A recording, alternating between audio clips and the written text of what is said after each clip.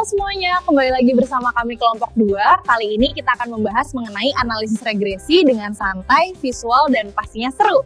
Yuk, kita simak materinya. Coba bayangin deh, kalau kita lagi ditugasin jadi arsitek buat ngebangun gedung pencakar langit. Pastinya kita nggak bakal langsung main tumpuk batu bata gitu aja kan. Kita butuh banget yang namanya cetak biru atau blueprint yang presisi. Nah, di dunia data, analisis statistik, khususnya regresi linier, itu adalah blueprint kita. Ini benar-benar fondasi utama buat mastiin model prediksi yang kita bangun itu kokoh dan gak gampang runtuh waktu dihadapin sama realitas dunia nyata. Jadi, di eksplorasi materi kita kali ini, kita bakal bongkar habis gimana sih rahasianya ngebangun model data yang kuat dan pastinya bisa diandalkan. Buat agenda hari ini, kita bakal jalan cepat lewat 6 poin ini ya, mulai dari korelasi versus regresi, masuk ke perhitungan dan kasusnya, terus ngebahas 4 asumsi klasik, cara mengatasi pelanggaran, signifikansi statistik, sampai akhirnya evaluasi model. Oke, kita langsung aja nyemplung ke bagian pertama, korelasi versus regresi. Mari kita mulai cor fondasi pertama dari bangunan data kita ini. Sering banget loh terjadi kesalahpahaman di mana orang nyamain korelasi sama regresi. Padahal, dua hal ini beda fungsi. Korelasi itu ibaratnya cuma ngelihat hubungan fungsional aja. Gimana sih dua variabel ini bergerak barengan? Tapi kalau regresi, itu levelnya udah beda. Regresi itu bicara soal kausalitas dan prediksi. Di sini kita ngelihat gimana satu variabel benar-benar nyetir atau ngaruhin variabel lainnya. Tanpa teori yang kuat, korelasi itu cuma sekedar angka. Tapi lewat regresi, kita lagi ngerakit sebuah mesin prediksi. Lanjut ke bagian kedua, perhitungan dan kasus. Sekarang kita mulai rakit kerangka utamanya dengan masuk ke matematika praktisnya. Bikin persamaan regresi sederhana itu mirip banget sama ngerakit struktur dasar bangunan. Persamaannya kan Y sama dengan A ditambah BX. Langkah pertamanya, tentuin dulu variabel dependen alias Y. Ini tuh target yang mau kita prediksi. Langkah kedua, tentuin variabel independen atau X. Ini faktor pendorongnya.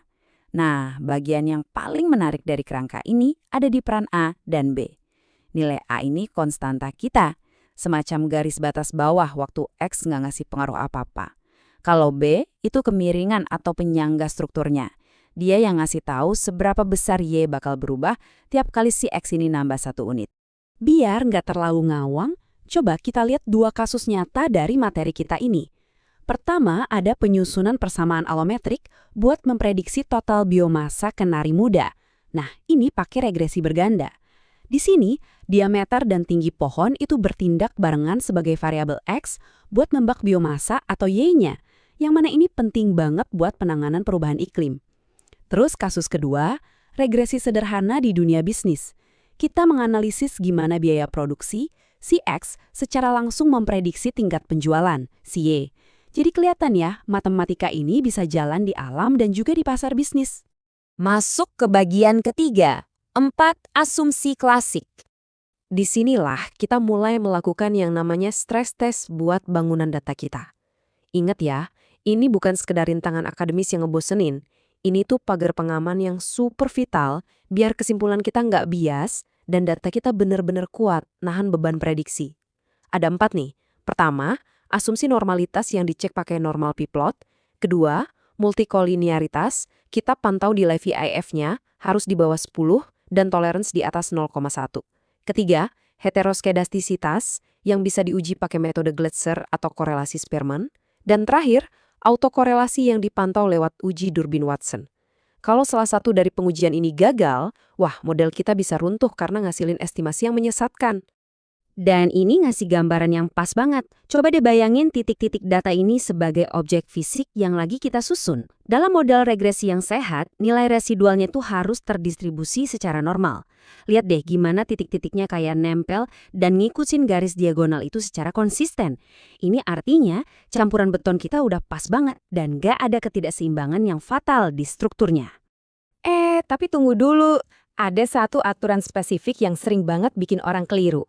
Ternyata, nggak semua pengujian ini wajib dipakai di setiap kasus. Uji autokorelasi misalnya. Dia itu murni didesain buat ngecek apakah ada pengaruh dari waktu sebelumnya ke waktu sekarang. Kayak misalnya data inflasi bulanan. Jadi uji Durbin-Watson ini hanya berlaku buat data time series atau runtut waktu. Kalau kita pakai data cross-seksional, kayak hasil kuesioner yang disebar di satu waktu yang sama, kita sama sekali nggak perlu repot-repot melakukan uji ini. Bagian keempat, mengatasi pelanggaran. Terus gimana ceritanya kalau inspeksi kita tadi gagal dan pondasinya retak? Nggak usah panik, selalu ada jalan keluarnya.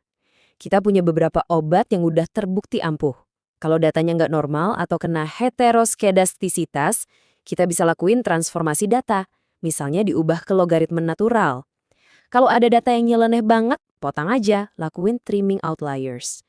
Kalau masalahnya multikolinearitas karena ada dua variabel X yang fungsinya terlalu mirip, solusinya gampang, buang aja salah satu variabel yang korelasinya ketinggian itu. Dan kalau semua cara udah dicoba tapi masih gagal, kita bisa beralih ke metode bootstrapping. Intinya, bangunan yang agak retak masih bisa banget kita renovasi. Sekarang kita di bagian kelima, signifikansi statistik. Oke, struktur udah diperbaiki dan secara teori udah aman. Kita masuk ke inspeksi tahap akhir. Kita mungkin ngerasa persamaan kita udah keren banget di atas kertas dan lolos 4 uji asumsi tadi. Tapi ini memunculkan satu pertanyaan besar. Apakah model kita ini beneran signifikan secara statistik atau jangan-jangan ini cuma kebetulan matematis doang? Nah, buat jawab rasa penasaran itu, kita patokannya ke angka sakti ini, 0,05. Ini adalah golden number kita, batas ambang mutlak buat yang namanya p-value atau tingkat signifikansi.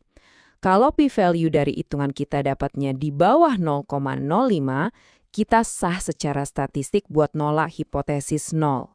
Simpelnya, kita bisa dengan pede bilang kalau variabel independen kita tuh beneran punya efek yang nyata ke variabel dependen, bukan sekadar kebetulan semata.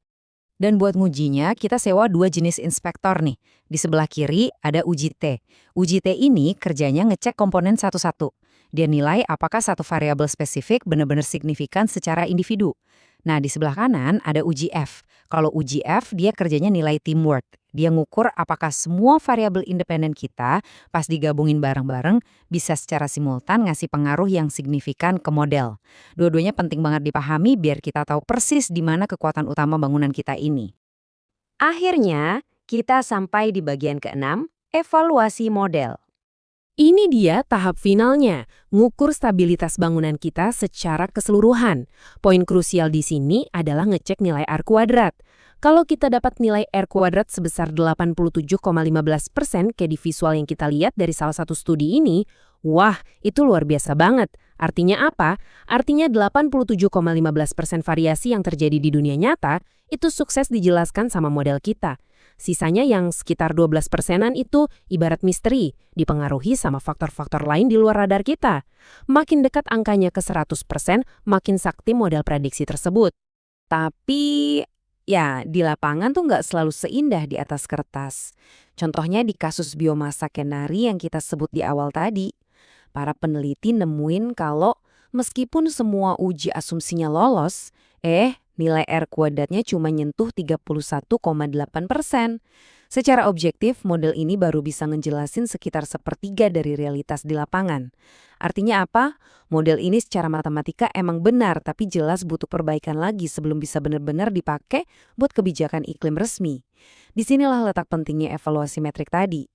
Buat nutup eksplorasi teknis kita, ada satu catatan yang memberdayakan banget dari materi kita ini. Ditegaskan kalau nggak semua regresi itu butuh uji asumsi klasik yang menyeluruh. Ingat kasus data time series tadi kan? Kecepatan dan ketepatan kita dalam nentuin langkah penanganan itu jauh lebih penting. Jadi data science itu bukan cuma soal ngikutin aturan secara kaku, tapi soal kecerdasan analitis.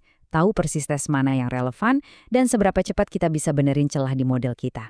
Yang ujung-ujungnya ngebawa kita ke pemikiran menarik ini. Kalau ada sebuah model yang dicap nggak sempurna secara statistik karena melanggar satu aturan kecil, tapi prakteknya dia bisa ngejelasin 87% dari realitas yang ada. Apakah model itu bisa dibilang cacat? Atau jangan-jangan itu justru alat yang luar biasa berguna buat ngebantu kita ngambil keputusan?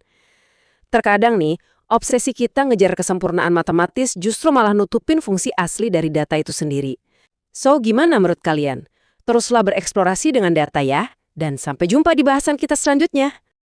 Demikian pemaparan materi kali ini, semoga bermanfaat. Terima kasih atas perhatiannya. Sampai jumpa lagi.